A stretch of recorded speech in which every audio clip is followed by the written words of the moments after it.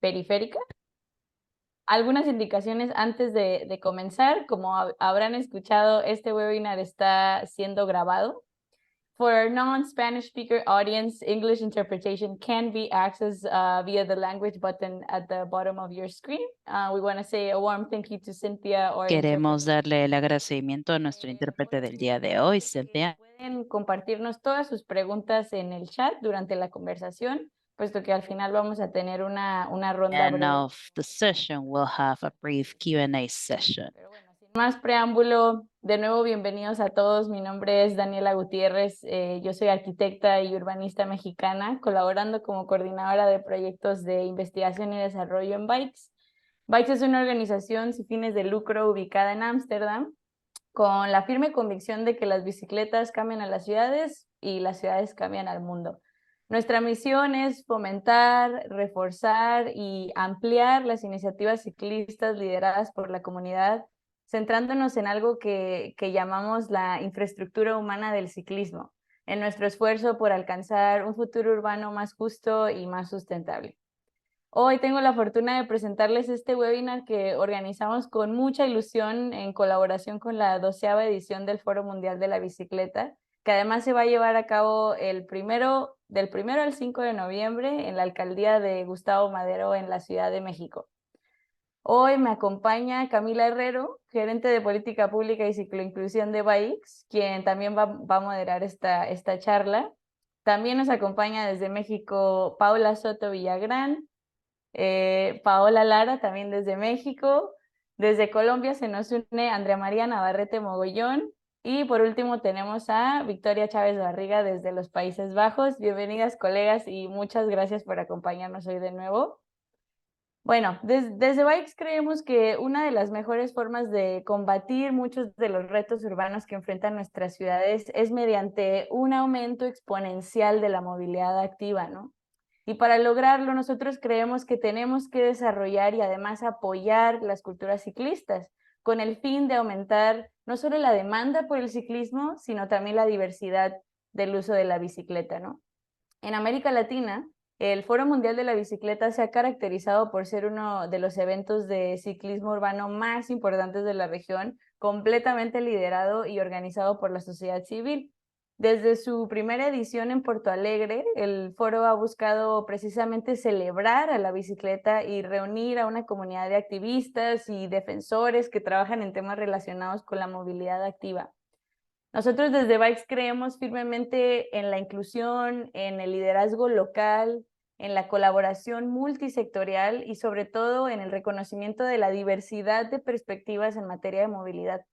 Y es por esto que decidimos colaborar con el Foro Mundial de la Bicicleta este año para visibilizar y promover esos diversos esfuerzos latinoamericanos en torno a la agenda global de movilidad y la creación de ciudades más humanas, ¿no? Pero ahora permítanme hablarles sobre la temática que vamos a abordar hoy. ¿Por qué hablamos de movilidad de cuidado? En el 2020 y en colaboración con la Fundación Bernard Van Leer, Bikes publicó un primer reporte titulado Cycling Cities for Infants, Toddlers and Caregivers. En seguimiento al resultado de esa investigación, lanzamos una iniciativa global enfocada en desarrollar 3 programas piloto de concientización, educación y acceso a la bicicleta para mujeres cuidadoras en diferentes contextos urbanos y además liderados por organizaciones locales. Estos programas fueron implementados en México por Bicitecas, en Estambul por Chain Breaking Women y en India por Purpose y Bengaluru Moving. Después de un año de muchos retos, muchos aprendizajes, publicamos 2 documentos muy valiosos. Por un lado tenemos un reporte y por otro lado un manual de implementación que contemplan todas esas lecciones que hemos encontrado tanto en la investigación de este tema como en los proyectos pilotos. Y además creemos que estos documentos pueden ser fundamentales para centrar estas necesidades que hemos identificado y abordar las barreras de los cuidadores y las infancias para el uso de la bicicleta en las ciudades. Por el momento pueden acceder a los reportes en inglés, pero muy pronto vamos a publicar sus respectivas versiones en español. Y además les comento que vamos a tener la fortuna de presentar este trabajo de manera presencial en noviembre durante el Foro Mundial, así que quienes vayan a estar ahí, con todo gusto nos veremos por allá. Bueno, sin embargo, aunque hemos trabajado y aprendido muchísimo sobre este tema, sin duda sabemos que hay mucho trabajo por hacer todavía y hay muchas más preguntas que abordar. Este año la 12ª edición del Foro Mundial tiene como lema Visión Periférica, algo que nos parece sumamente importante y relevante. Con base a ello y también en base al trabajo que Bikes ha hecho alrededor de la bicicleta, la justicia social y la movilidad de cuidado, hoy invitamos a grandes expertas a dialogar sobre movilidad de cuidado desde una visión periférica. Entonces, bueno, sin mayor preámbulo, le cedo la palabra a mi compañera Camila para dar inicio a este conversatorio. Muchas gracias a todos, espero lo disfruten mucho. Gracias, Daniela. Muchas gracias por tus palabras, por la introducción. También muchas gracias a Cintia, la traductora del día de hoy, y a todas las personas que se conectan a este evento. Bienvenidas. Muchas gracias por acompañarnos para escuchar sobre un tema tan relevante como lo es la movilidad del cuidado, y también más aún la movilidad del cuidado desde una visión periférica. Y bueno, es por ello que para este panel invitamos a 4 mujeres latinoamericanas que desde diferentes geografías y espacios han abordado la ciudad y además han trabajado particularmente la movilidad urbana y su intersección con el tema de cuidados.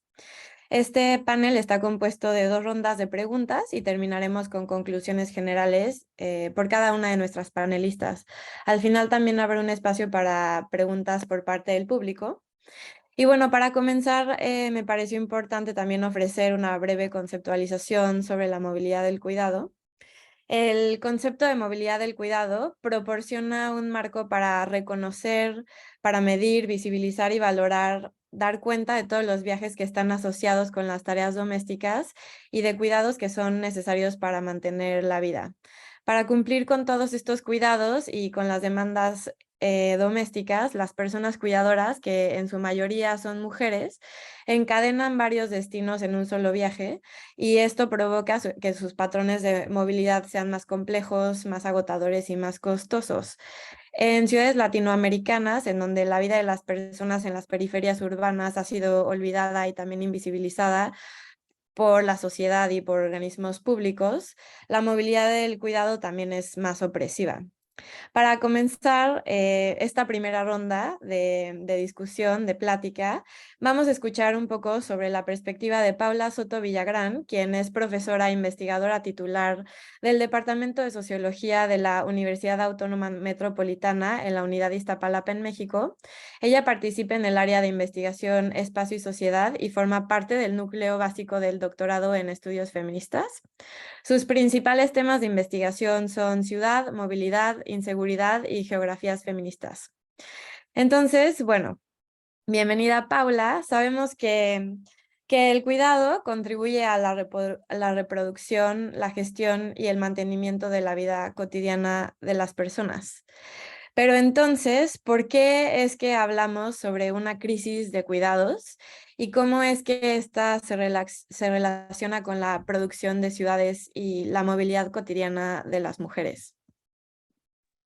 Hola, buenos días a todas, a todos y a todes los que nos escuchan. Quiero decirles que primero agradecer la invitación, porque poner la discusión sobre las movilidades del cuidado en el contexto de, el Foro Mundial de la Bicicleta es muy importante, porque reúne a a distintos actores, activistas, académicas, personas de instituciones públicas, privadas, y yo creo que es un contexto importante para ir preparando para el encuentro. Yo lo primero que querría decir es que el concepto de cuidado es un concepto muy complejo, que no necesariamente tiene una sola forma de definirse, que no es unívoco, que tienen diferencias importantes dependiendo incluso desde las disciplinas donde lo tomemos, desde la economía feminista, la filosofía, la política.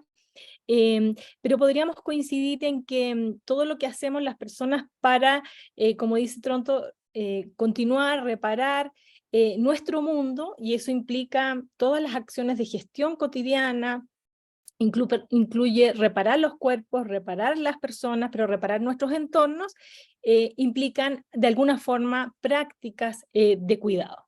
En general, los cuidados han sido un tema muy de largo aliento de la literatura feminista, de la investigación feminista y de la política feminista, y que más recientemente empieza a discutir sobre la crisis de los cuidados fundamentalmente por las transformaciones que han tenido las instituciones tradicionales en las que se basaban los cuidados, es decir, este papel atribuido solo a las mujeres, instalado solo en el hogar, y a partir del funcionamiento muchas veces de redes más extensas de cuidado, como las redes comunitarias, familiares, de parentesco, empiezan a tener ciertas como quiebres o ciertas como inflexiones en función de cómo la presencia de las mujeres en el ámbito laboral, pero también en el ámbito social, va de alguna forma estrechando la relación entre las demandas propiamente del cuidado de personas, de entornos y de otros, y cómo eso hace que se configure además una relación con la fragmentación, con las rupturas de redes de apoyo y sobre todo por la falta de implicación de los varones en la capacidad de cuidar a las personas. Entonces ahí se produce un quiebre en función de cómo se va de alguna forma como mercantilizando, si pudiéramos decirlo, el trabajo reproductivo, fundamentalmente a partir del contrato de otras personas para cuidar a los niños, a las niñas, a las personas discapacitadas, a los ancianos, etc. Entonces eso hace que los sectores vulnerables sean doblemente vulnerables en términos de crisis de cuidado, porque sus dependencias tienen que ver con las rentas más bajas, la escasez de servicios públicos y por lo tanto con la incapacidad de resolver el trabajo de cuidado y la necesidad de redes de apoyo que en la América Latina son informales, son principalmente comunitarias y que muchas veces no se resuelven solamente en el mundo del mercado. Entonces yo diría que ahí hay un cruce importante en cómo los cuidados, que tienen que ver generalmente con cuidados directos a las personas, están relacionados con el impacto material del entorno construido, con las redes de transporte, con la experiencia que tienen las mujeres en el espacio y por lo tanto cómo se van desarrollando esta experiencia del continuo público-privado, porque sabemos que los cuidados no solo ocurren en el espacio doméstico o en el espacio privado, sino que también se dan en el movimiento, pero también en espacios públicos. Y solo para terminar, me gustaría precisar una diferencia.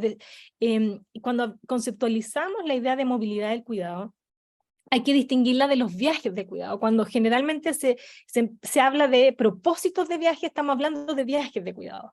Pero la movilidad del cuidado es compleja, pone en el centro la experiencia de las personas que cuidan, lo que implica recorrer las ciudades, cómo se relacionan con esas infraestructuras de las ciudades, cómo las personas van estableciendo una relación, porque es relacional el cuidado con otras personas, con los entornos, y por lo tanto es muy importante cómo las prácticas del cuidado también se dan en movimiento. Muchas gracias, Paula. Tocas muchos temas muy importantes. Me gustaría recuperar un par de ellos y también para ello pasar a la siguiente panelista. Pero tocas la relación de lo público y lo privado y la experiencia del movimiento, ¿no? Y no solo pensar en la movilidad del cuidado como los patrones de viaje, origen, destino, sino realmente cómo las mujeres encuerpan o acuerpan el movimiento en sus viajes y en su experiencia. Y bueno, las rupturas que suceden a través de todo esto, ¿no? Y bueno, me gusta siempre recuperar este tema sobre la diferencia entre lo público y lo privado, y por eso también invitamos a Andrea María, porque bueno, Andrea María Navarrete Mogollón es profesional en español y literatura y magistra en filosofía. Se desempeñó como gerente de la bicicleta de la ciudad de Bogotá desde la Secretaría Distrital de Movilidad y actualmente es consultora de género en proyectos de movilidad activa, seguridad y espacio público. Fue reconocida en 2020 en la lista de Remarkable Women in Transport desde el Transformative Urban Mobility Institute TUMI en Alemania.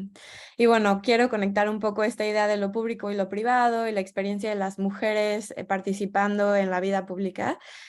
Porque bueno, Andrea, tomando tu experiencia como mujer, como feminista, como ciclista y como activista, pero justo también como servidora pública para el gobierno de Bogotá, la primera pregunta es, ¿cuál crees que fue el mayor reto al que te enfrentaste durante tu gestión como gerenta de la bicicleta para que se reconociera la movilidad del cuidado en este entendimiento de lo que nos platica Paula en la planeación de los servicios y los sistemas ciclistas de la capital colombiana, y si esto ha tenido algún impacto realmente en la movilidad de las personas cuidadoras que viven en las zonas periféricas de la ciudad. Bueno, pues muchas gracias y buenos días para todas. También me place muchísimo poder compartir una experiencia que significó mucho en mi vida profesional y por supuesto en todo el activismo en mi vida personal.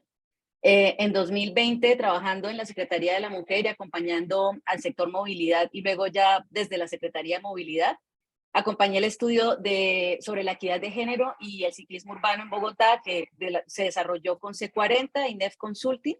Y en este estudio se avanzó para entregarle a Bogotá unos hallazgos sobre el uso de la bicicleta en poblaciones de mujeres y pues cómo las desigualdades que también encontramos en el ciclismo urbano, como la brecha de género, pues en Bogotá, datos del 2019, tenemos un 25% de las personas que se mueven en bicicleta son mujeres, y de los casi 890,000 viajes que se hacen en bicicleta en Bogotá, 212,000 aproximadamente se hacen o los hacemos las mujeres. Entonces es claro que había que pensar en un plan de género para ejecutarlo como gerente de la bicicleta Bogotá, y entre otros hallazgos que tuvo el estudio, se encontró, por ejemplo, que las 4 localidades con menor uso de la bicicleta entre las mujeres son Ciudad Bolívar, La Candelaria, San Cristóbal y Usme, que son localidades con ciertas complejidades en relación pues como a los ingresos económicos y demás, y las 2 con mayor uso pues están Bosa y Usaquén. También esto es parte del estudio de C40.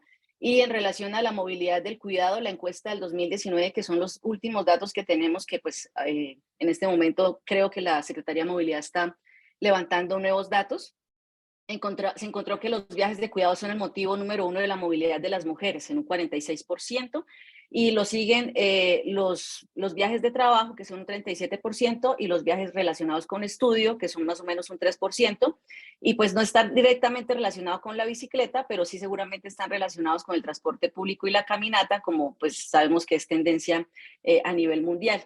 Además, para armar el plan de género, pues también había que considerar lo que la política pública de la bicicleta estableció en relación a las mujeres. En el 2021 se aprobó la política pública de la bicicleta, y es un camino que no empezó ese año, sino años atrás, que para su formulación se realizó un diagnóstico que tuvo en cuenta las voces de las mujeres ciclistas, y también participaron varios sectores del distrito, incluyendo el sector mujer, y pues que tuvo en cuenta, por supuesto, la transversalización del enfoque de género.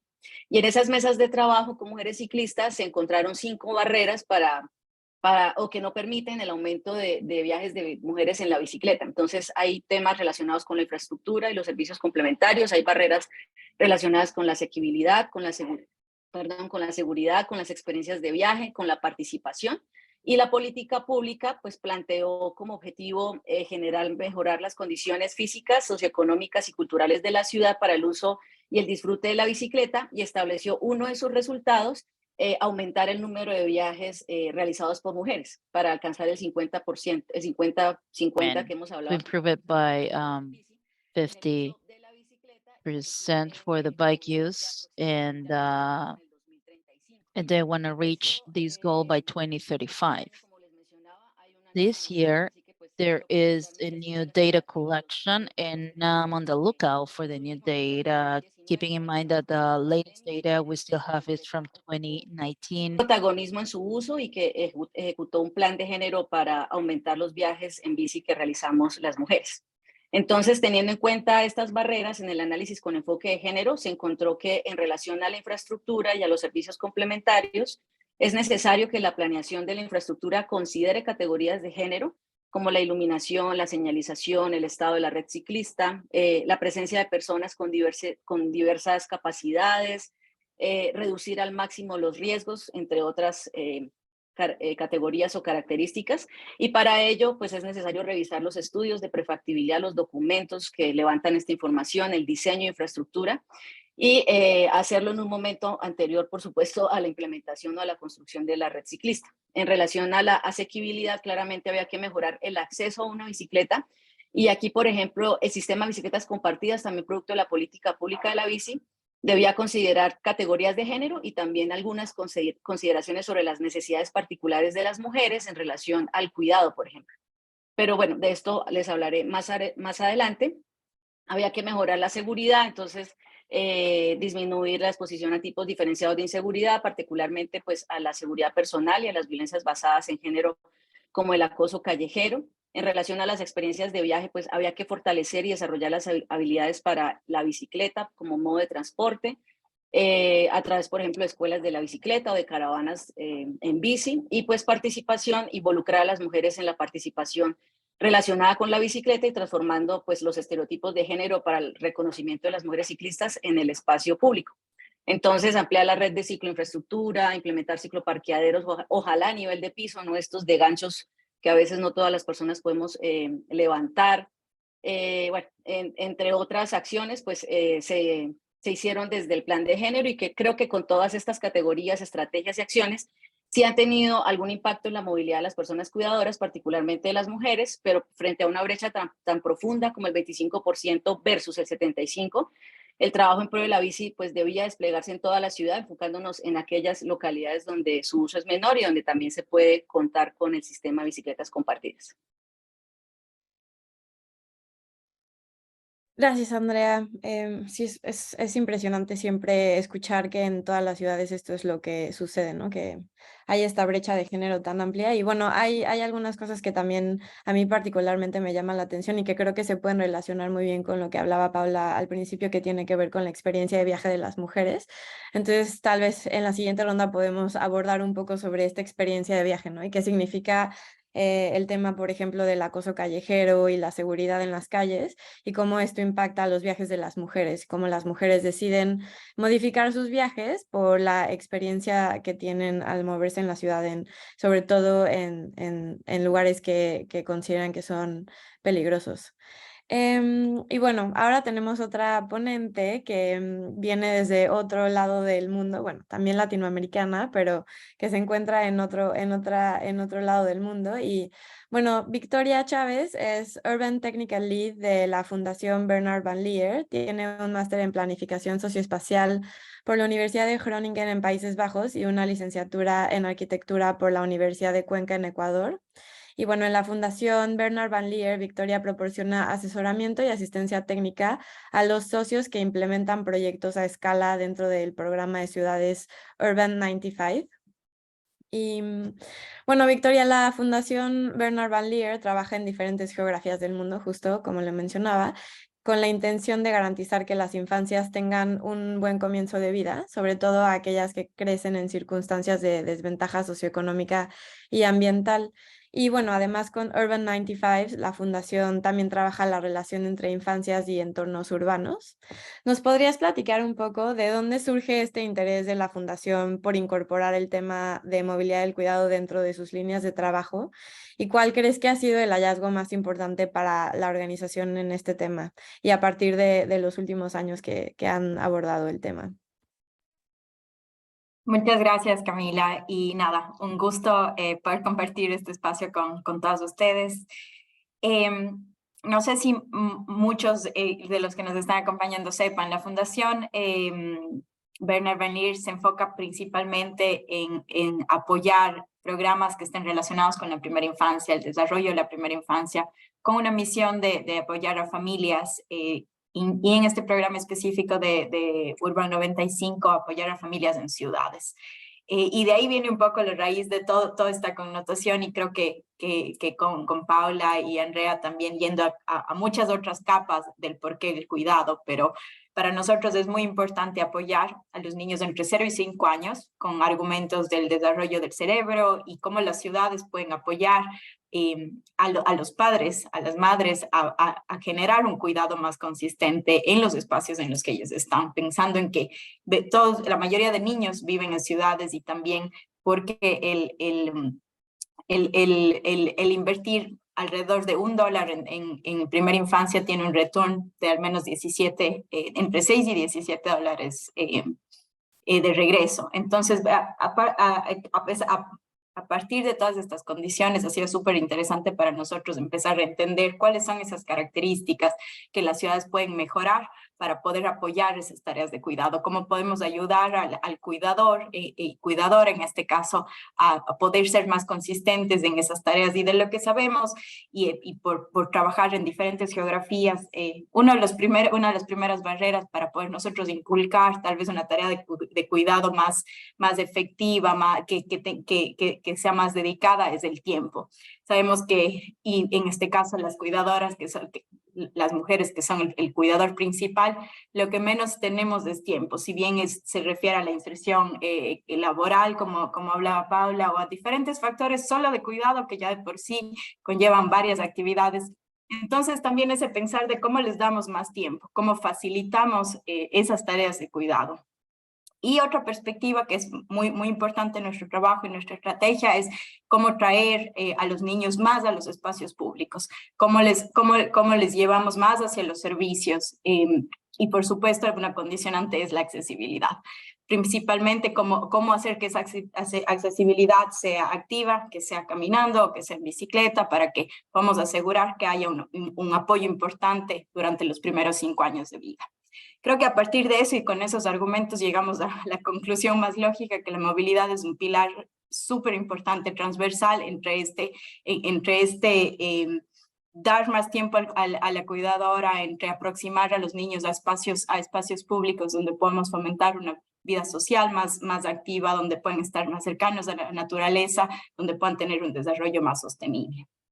En ese sentido, ha sido como una de nuestras ambiciones en los últimos 5 años poder insertar este tema a discusión, sobre todo poder unir sectores que no normalmente dialogan juntos. El sector de la primera infancia normalmente está encajado en un sector educativo, donde muy raramente estará hablando con diseñadores, con arquitectos y menos con gente trabajando en el sector de transporte. Entonces creo que ese ha sido uno tal vez de los hallazgos más representativos, en poder unir estos sectores y poder generar esta discusión y demostrar que no necesariamente, y yo estoy de acuerdo que la raíz de cómo nos movemos en las ciudades es un tema de género, pero no creo que ha sido abordado desde esa perspectiva y no necesariamente tiene solo esa perspectiva dentro del sector de movilidad y transporte. Sabemos que es que la mayoría o al menos la mitad de los ciudadanos se están moviendo de cierta forma y ejecutando ciertas actividades en la ciudad, y el sector de transporte no está respondiendo a ese llamado. Entonces es una intención también que lleva a por qué no estamos respondiendo a uno de los usuarios tal vez más importantes en la ciudad, que no está teniendo la oportunidad de moverse en la ciudad de diferentes formas y tener ese diferente tipo de accesibilidad. Creo que también otro hallazgo súper importante ha sido el que podemos hablar un poco más sobre comportamientos, y creo que eso ha sido algo súper importante el trabajo que hemos hecho en conjunto con Bikes, que es ir un poco más allá de la infraestructura, que normalmente tiende a ser el tema más relevante en poder apoyar a estos sistemas de transporte, cuando sabemos que en temas de movilidad de cuidado no es la infraestructura, las barreras son mucho más grandes, yendo totalmente atrás desde el tema de género, de quién es el cuidador o cuidadora que está haciendo esas tareas de cuidado y cómo se mueven en la ciudad. Entonces creo que traer también el tema de la capa de cambio de comportamiento y de entender que no es un tema de infraestructura ha sido muy valioso para poder abordar desde una perspectiva de programas y de cómo facilitar, como Andrea comentaba, esas barreras de accesibilidad, de seguridad, de tener la capacidad de usar una bicicleta, que sí son barreras que a veces están muy arraigadas de temas culturales también, y el hecho que la mujer no necesariamente esté activamente capacitada para realizar esas tareas de movilidad. Entonces creo que casi desde todas esas perspectivas, para nosotros ha sido muy importante entender y vincular el área de la primera infancia y apoyar a que el concepto abarque el hecho de que la mayoría de mujeres están realizando tareas de cuidado y que esos niños pequeños que están desarrollándose en esos espacios podrían incrementar sus capacidades, podríamos apoyar mucho más su desarrollo al darles más accesibilidad y sobre todo poner condiciones importantes alrededor de movilidad activa para acceder a servicios y espacios. Gracias, Victoria. Me encanta que abordas también diferentes aspectos. Uno que creo que podemos también abordar en la segunda ronda tiene que ver con la pobreza de tiempo, ¿no? Y cómo las mujeres viven esta pobreza del tiempo, cómo hay que generar más espacios para que las mujeres puedan utilizar estos tiempos de otras maneras que no solo sean los cuidados.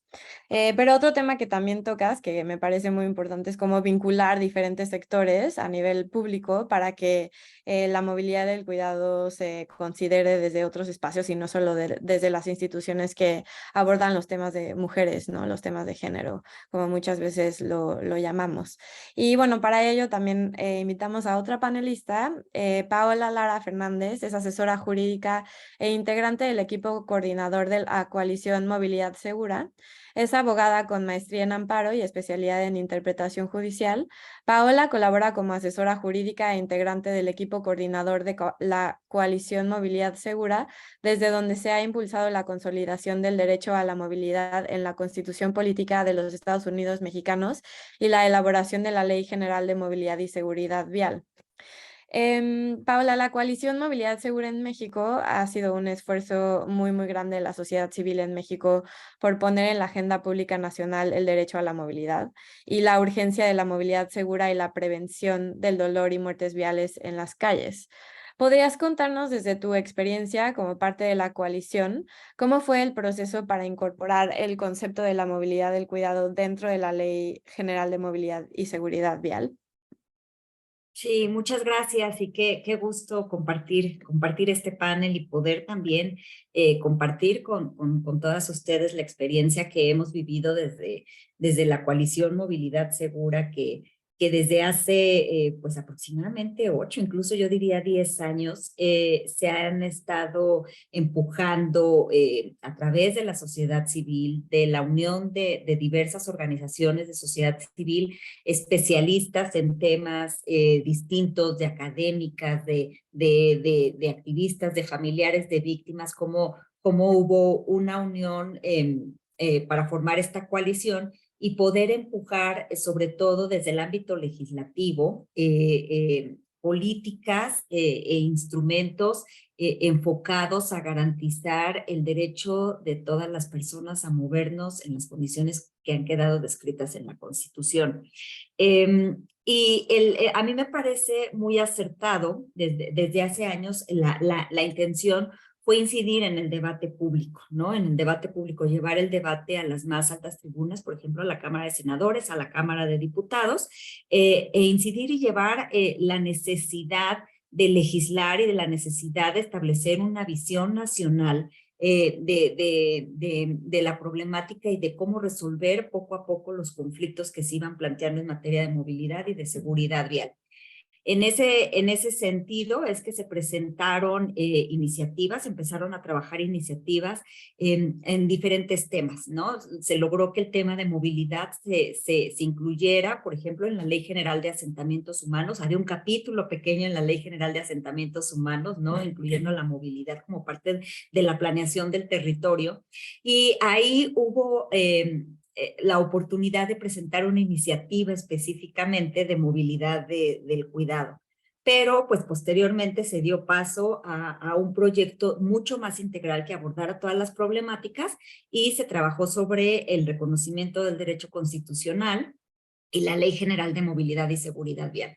Y aquí me quiero detener un poquito porque el hecho de que nosotros tengamos como reconocido en la experiencia en México, que se tenga como reconocido el derecho constitucional a la movilidad, pues implica muchas cosas, implica muchas consecuencias jurídicas, implica una visión, un piso mínimo del cual hay una guía para las autoridades de cómo deben promover, respetar, garantizar, no solo para las autoridades, para todos los sectores, garantizar y proteger este derecho. ¿A quién? A todas las personas, por supuesto incluidas mujeres, por supuesto incluidas las infancias, y haría yo un énfasis ahí, pues por motivos históricos, ¿no? Por motivos históricos de cómo debe de protegerse este derecho. Entonces, en ese sentido, la movilidad del cuidado ocupa un papel preponderante para garantizar este derecho y debemos seguir impulsando, poniendo este piso mínimo y estableciendo directrices de facultades, de derechos sustantivos,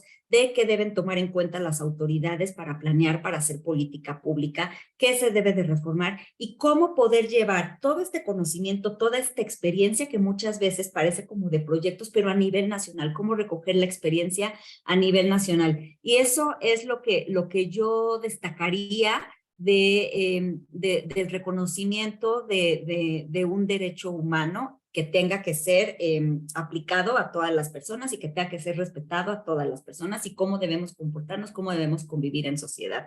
Y ese me parece que ha sido un gran acierto. La ley en su momento, el derecho humano, la ley general, ha sido aprobada por unanimidad, fue aprobada por unanimidad. Y entonces a raíz de ahí también se desprenden otras consecuencias, como cuál puede ser que las legislaturas estatales, somos una federación, las legislaturas estatales tienen que adecuar también sus leyes, tienen que adecuar sus programas, tienen que adecuar sus protocolos de actuación, tienen que adecuar, armonizándolas con la ley general y con el derecho constitucional. En ese sentido, el trabajo que nos espera para efectos de planeación, pues es vasto, es mucho, se tienen que adecuar los ordenamientos jurídicos, pero también todos los instrumentos, por ejemplo, de planeación. No hace mucho, tiene un par de meses, que se aprobó la Estrategia Nacional de Movilidad y Seguridad Vial, aprobada por el sistema, que es este ente de coordinación, en donde se tienen que tomar mediciones específicas, se tienen que tomar indicadores específicos de movilidad del cuidado, con perspectiva de género, para poder nosotros garantizar a todas las personas el derecho humano a la movilidad en las condiciones de seguridad, de asequibilidad, de accesibilidad, de inclusión, y así ha estado establecido en la Constitución, lo cual me parece que puede traer resultados importantes, porque habla de un piso mínimo, ya no es optativo para las autoridades coordinarse, ya no es optativo tomar en consideración las encuestas, ya no es optativo, nos provee de mecanismos jurídicos para que nosotros podamos impulsar este tipo de políticas, ya no es optativo coordinarse, ¿no? Coordinarse, por ejemplo, las zonas metropolitanas, ya no, empieza a no ser optativo respetar en las legislaciones factores de riesgo, infraestructura para promover modos de transporte sustentable para todas las personas, infraestructura ciclista, y tener estándares de seguridad en el momento en que nosotros nos trasladamos por las calles. Entonces, por eso es que quiero poner especial relevancia en esta experiencia, que todavía tenemos mucho trabajo por hacer, pero que sin duda el trabajo de todas nosotras, de todas las investigadoras, ¿no? Por ejemplo, aquí hay mucha tela de dónde cortar, donde el trabajo tenemos que ponerlo sobre la mesa para que sea elevado a nivel nacional, elevado a rango de ley, y que pueda aplicarse para todas las personas en todo el territorio en nuestro país. Muchas gracias, Paola. Creo que justo todo lo que mencionas es muy complejo, porque, bueno, empezamos con Paula porque queríamos hablar sobre realmente qué es la movilidad, ¿no? Y terminamos contigo porque es otra escala de entender la movilidad del cuidado y entender las experiencias de las mujeres ya a nivel legislativo, y cómo los gobiernos empiezan tienen que, como tú lo dices, ¿no? Ya no es una opción que todo esto se tome en cuenta para transformar las ciudades. Y bueno, un poco para hacer todo esto más dinámico, quiero otra vez regresar a Paula y entender cómo crees, Paula, que se puede pasar justo desde las experiencias de las mujeres en las calles, ¿no? Y el entendimiento que, por ejemplo, tú tienes como académica en las universidades, escribir sobre todos estos temas, entender este tema, y cómo podría haber ese puente entre el entendimiento de la movilidad del cuidado, de las experiencias de las mujeres, hacia las legislaciones, hacia las ciudades y la aplicación de la ley en nuestras ciudades.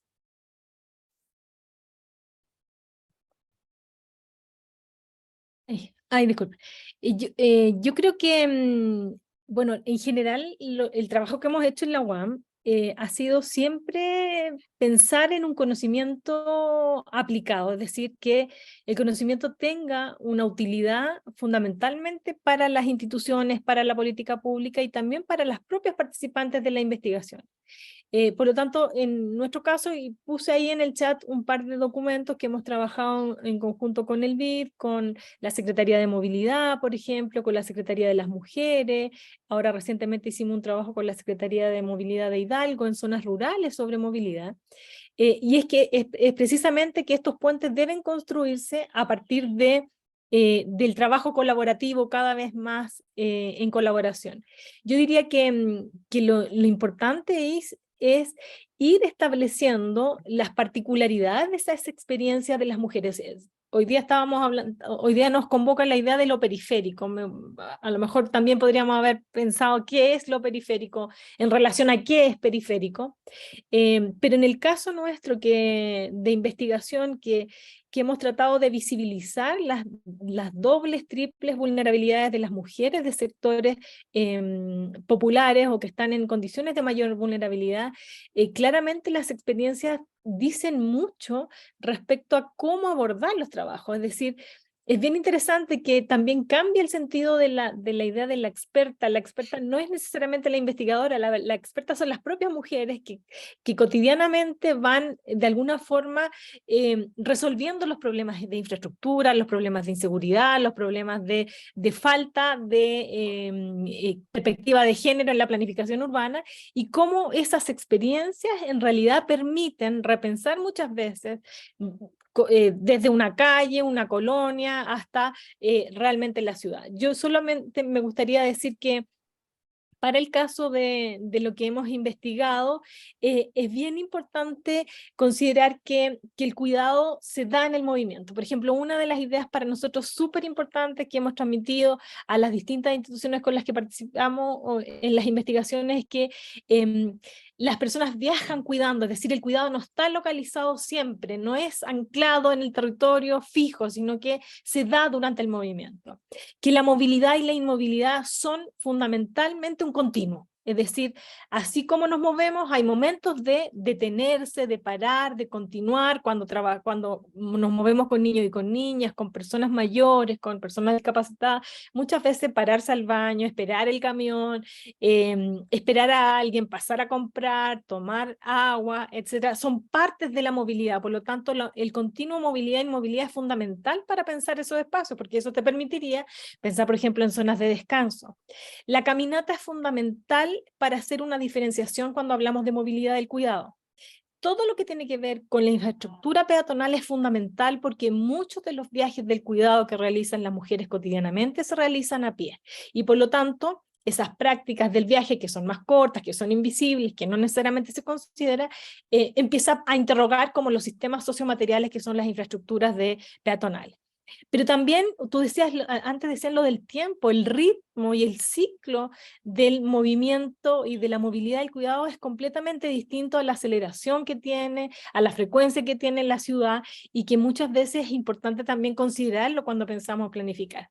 Y otra cosa que hemos descubierto en un resultado de investigación reciente, hicimos un estudio sobre movilidad de cuidado en la Ciudad de México que nos financió la Secretaría de Ciencia y Tecnología, es el papel que tiene el transporte informal en las prácticas de movilidad del cuidado, y que muchas veces no se considera porque bueno, no necesariamente está formalizado de acuerdo a las leyes, pero es importante cómo, por ejemplo, en la Secretaría de Movilidad en la Ciudad de México ha reconocido este transporte de barrio, que incluyen los mototaxis, los carritos de golf, y entre otros, y que no se ha traducido necesariamente en reglamentos formales, pero que tienen un papel fundamental en cómo estos servicios, que son mucho más flexibles, que operan bajo la demanda de las personas, que muchas veces son el primer y el último trayecto de las mujeres, puede cumplir un papel fundamental en estas movilidades del cuidado. Por lo tanto, yo creo que una de las conclusiones para nosotros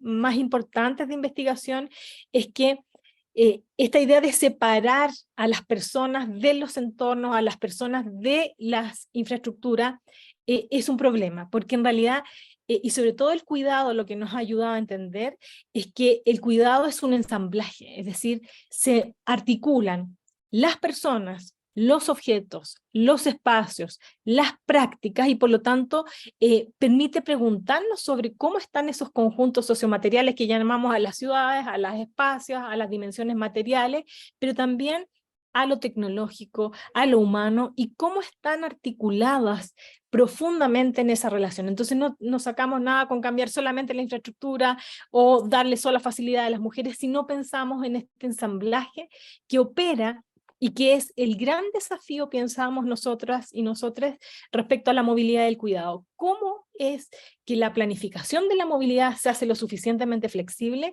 para pensar en cómo las movilidades son diversas, son heterogéneas, pero además son profundamente desiguales? Y ese es un desafío técnico, social y político fundamental. Muchas gracias, Paula. Sí. Justo para retomar un poco la primera parte de esta segunda intervención sobre quiénes son las expertas, ¿no? Y que las expertas no son estas expertas que saben todo sobre movilidad y sobre ciudades, sino que las expertas son las mujeres, las personas que cuidan, etcétera. Y bueno, Andrea, justo para retomar un poco la primera pregunta, y ahora creo que nos tenemos que ir un poco más cortas con las intervenciones porque ya nos queda muy poquito tiempo y me gustaría tomar alguna de las preguntas del público y también tener unos segundos también de conclusiones. Pero ¿cómo vives tú esta experiencia cuando eres servidora pública desde ti misma, desde ser mujer y desde tener la experiencia de moverte en la ciudad, y cómo le haces para poder ensamblar justo estas diferentes partes de ti y de trabajar en una ciudad y de ser activista y de ser mujer y de ser feminista? Pues bueno, yo creo que hay un proyecto, una estrategia que materializa bastante esto. Estamos hablando, pues quiero hablar también del sistema de bicicletas compartidas de Bogotá. Este sistema inició la operación el año pasado en septiembre. Es producto de una licitación que hace el distrito para otorgarle a un privado, en este caso a Tembici, la operación del sistema. Esto se da a través de un contrato de aprovechamiento del espacio público, en donde Tembici al distrito no le retribuye en dinero, sino en mobiliario, ¿no? Entonces, justamente es pensar en cómo el sistema se complementa a través de otras infraestructuras, como son cicloparqueaderos instalados a lo largo de la ciudad, y también, por ejemplo, los racks de bicis, ¿no? Entonces, el sistema cuenta con más de 3.300 bicicletas, 1.500 son eléctricas, 150 son de cajón, 150 son o tienen la sillita para niños y niñas, 150 son manocletas, y pues esto es una flota diferencial que precisamente responde a las necesidades de viaje de cuidado que realizan las mujeres y las personas cuidadoras, ¿no?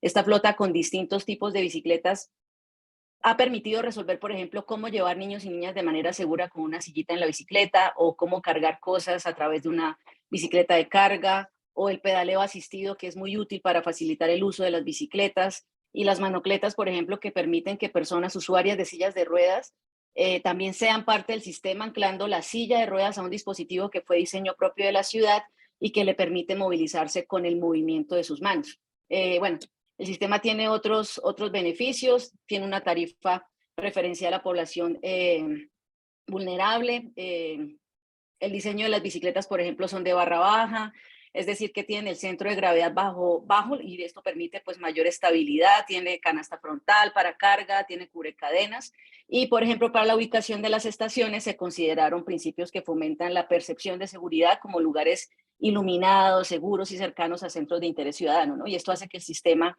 de bicicletas contemple categorías de género, considere las necesidades relacionadas con el cuidado y se imponga como un sistema de bicis diferenciada en la ciudad, y de alguna manera pues recoge todas las experiencias, tanto mías como ciclista urbana, pero también como desde todos los estudios feministas y todo lo que ampliamente la literatura nos ha dado en relación a las categorías de género. Y queríamos un sistema que fuera incluyente, que nos permitiera esto de la accesibilidad y asequibilidad a una bicicleta para que las mujeres puedan tener también este vehículo, también aprovechando y pensando un poco en la mitigación de esa brecha de género. Entonces yo creo que en el sistema se recoge como todas esas experiencias personales, desde los feminismos, desde la academia, desde las posibilidades que se tienen desde el gobierno para implementarlo y para aumentar los viajes en bici en mujeres. Gracias, Andrea. bueno, había otro tema que también se tocó, que me parece muy interesante en esta intersección también con legislar y legislar todos los cuidados. Pero ¿cómo, Paola, cómo crees que se puede legislar la informalidad, ¿no? Porque Paula estaba hablando sobre todos estos sistemas informales de las ciudades, ¿no? Los sistemas, bueno, en Ciudad de México lo que conocemos como el hombre camión, ¿no? Y todos estos viajes que se dan en sistemas informales, ¿cómo podemos legislar, cómo podemos asegurar que no sea una opción para los gobiernos legislar lo que es informal y lo que todavía no sabemos ni cómo funciona? ¿Cuál crees que pueda ser el camino para poder legislar algo que no conocemos tan bien, como los sistemas informales, y cómo eso puede realmente favorecer los viajes de las mujeres y las labores de cuidado en las ciudades? Pues mira, el hecho de que sea un derecho humano, el hecho de que haya una ley general, pues implica que tenemos que basarnos en evidencia científica, que tiene que atravesarse un proceso de debate y un proceso de propuesta y de argumentación. Entonces, afortunadamente, hoy en día, cuando hablamos de legislar, pues no nada más está enfocado a las autoridades, está enfocado también a una participación ciudadana y está enfocado a que cada propuesta que se haga tiene que tener un sustento científico, un sustento legislativo para que quede plasmado en la ley. Y hoy hay muchos mecanismos de parlamento abierto, hay observatorios, hay la obligatoriedad, por ejemplo, de basar nuestras políticas, nuestra legislación en datos. La propia Ley General de Movilidad y Seguridad Vial así lo establece. Entonces, más allá, yo hablaría como de legislar la informalidad, yo hablaría de legislar como la propuesta que mejor cabida tenga para que todos podamos gozar de este derecho humano. Y lo hemos visto, hemos sido testigos ahorita, hay reformas ya a las legislaciones estatales, no necesariamente están cumpliendo, algunas sí, algunas no, pero la participación ciudadana se convierte en un factor muy importante, la participación del sector académico y la participación del sector privado, de sociedad civil, para poder lograr un marco jurídico mucho más sustentado, mucho más justo y poder ir evolucionando precisamente ese marco jurídico hacia una mejor solución, ¿no? Creo que esa sería como la clave. Los procesos legislativos nos pertenecen a todas las personas, ¿no? Y las mujeres tenemos que también participar en estos mecanismos. De acuerdo. Bueno, y la última intervención de Victoria, antes de pasar a una pequeña conclusión de cada una de ustedes. Bueno, Victoria, ustedes trabajan con muchas ciudades a lo largo del mundo para implementar este programa que tienen de Urban 95. ¿Y cómo crees que se observa la participación ciudadana en todas estas ciudades? ¿Cómo todas estas ciudades tienen diferentes procesos de participación ciudadana para incorporar la movilidad de cuidados y las infancias y la intersección entre las infancias y la movilidad del cuidado, ¿no? Porque, bueno, culturalmente son muy diversas, geográficamente hay muchísimas diferencias en este programa de todas las ciudades que participan. Me imagino que este componente de participación ciudadana actúa de formas muy diferentes. Sí, Camila, creo que es justamente un punto de partida que intentamos motivar en nuestros programas. Para nosotros es muy importante que todos los actores que tengan que estar invitados a esa discusión, particularmente las comunidades involucradas en esos programas, estén en la mesa y estén discutiendo, pero también aportando y también apropiándose de los cambios o de los programas que vayan a implementarse en sus espacios. Pero también es un reto muy grande y creo que justamente las barreras que mencionas, específicamente los contextos culturales y esas diferencias culturales crean muchas limitantes. En nuestro caso específico que trabajamos con primera infancia también, justamente lo que hablábamos del tema de ser cuidadora o cuidador y no tener tiempo, limita muchísimo la participación activa de familias en espacios de participación. Entonces, creo que ha sido un reto constante, pero también muy interesante aprender cómo ser más creativos en los métodos de participación ciudadana y cómo entender que no todos, especialmente en nuestro caso, el sujeto que queremos traer a esa participación, no tiene tiempo, o el horario en el que se hacen los procesos participativos no es conveniente. Entonces, cómo ser creativos en poder atraer esos diferentes puntos de perspectiva con prácticas y con metodologías nuevas. Creo que ese ha sido uno de los componentes muy valiosos del programa en diferentes países, y tener diferentes socios y contrapartes apoyando ese tipo de procesos, de entender un poco más, en este caso con Bikes, In this case, with Bikes as well. más hacia las mujeres y hacia sus problemas, pero con socios como GDCI y el programa de calles para niños, por ejemplo, trabajar metodologías de cierre de calles, de entender la movilidad y temas de caminabilidad en las ciudades. Entonces, creo que ha sido muy, muy importante entender que esa participación tiene que ser muy intencional, y normalmente para los gobiernos es un reto, o no hay capacidad local, o no hay presupuesto normalmente para esas actividades. Entonces, también traerlo desde a veces una perspectiva externa o un refuerzo ha sido muy valioso, creo, para sus prácticas internas, para empezar a reforzar un poco esos procesos. Lo más interesante ha sido también darnos cuenta que hablar de movilidades también es como, no es un antes y un después, o arreglar problemas que ya están, pero sí profundizar mucho más en la experiencia de cómo estamos diseñando las ciudades y cómo estamos enfocándonos mucho más a la escala barrial, y a entender cómo esa escala de barrio está proporcionando los servicios necesarios para motivar una movilidad activa, porque si no seguimos sin controlar un poco ese proceso de crecimiento de ciudades, que cada vez es más difícil de controlar, cada vez más grande, cada vez más ciudades, más gente en las ciudades. Entonces, intentar un poco ese enfoque desde la escala barrial, y entender cómo y qué servicios están cerca para que también para que la movilidad funcione, no solo desde la perspectiva de movilidad, pero también de un diseño y una planificación de suelo urbana. Creo que también es súper importante en esos procesos de discusión. Gracias, Victoria. Bueno, pues ya se nos fue todo el tiempo casi, pero sí me gustaría tener unas palabras de conclusión. Y la pregunta, no más de 10 palabras si se puede, ¿cómo se vive una ciudad cuidadora? Una ciudad que nos cuida a todas las personas, una ciudad que te cuida a ti, que nos cuida a todas las personas, que cuida a las personas cuidadoras. Y bueno, otra vez, Paula, voy a empezar contigo. ¿Cómo se vive esto? ¿Cómo se ve? ¿Cuál es la experiencia de una ciudad que nos cuidaría a todas las personas? Bueno, yo en muy pocas palabras y dando palabras clave, yo creo que una ciudad que cuida es aquella que piensa en la diversidad de las personas que recorren y la usan, una ciudad que no contempla radicalmente la diferenciación entre lo público y lo privado, por lo tanto puedes encontrar baños públicos, puedes encontrar zonas de descanso, puedes encontrar bebederos, puedes encontrar lugares que realmente acojan a las personas. La seguridad es un tema fundamental de una ciudad cuidadora, pero también tenemos que pensar relacionalmente, y tenemos que pensar cómo nosotros cuidamos a esas ciudades. Es decir, no es solo cómo las ciudades nos pueden cuidar, sino que nosotros también cómo cuidamos a las ciudades de una manera relacional. Gracias, Paula. Andrea. Gracias. Yo creo que es una ciudad que reactiva el tejido social y reconoce la diversidad en las necesidades de todas las personas. Paola.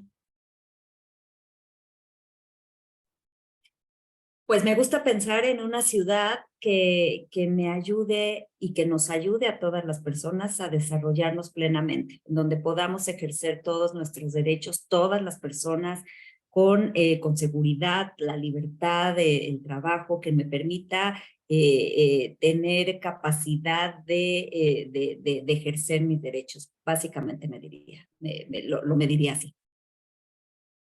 Gracias, Victoria.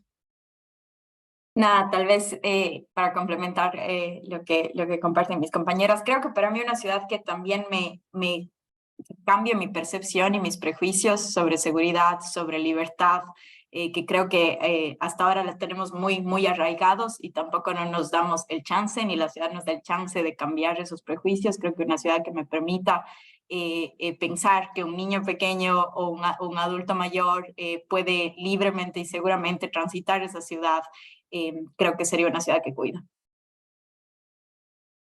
Muchas gracias, muchas gracias a todas. Muy interesante también escuchar justo no solo de las diferentes geografías, pero también de las diferentes trincheras desde las cuales ustedes trabajan. Creo que da una perspectiva sobre cómo estamos entendiendo la movilidad y el cuidado a las mujeres, justo también las infancias y las ciudades, que a mí me gusta pensar en estas ciudades cuidadoras y justo en esta relación de cómo nosotras también podemos cuidar las ciudades.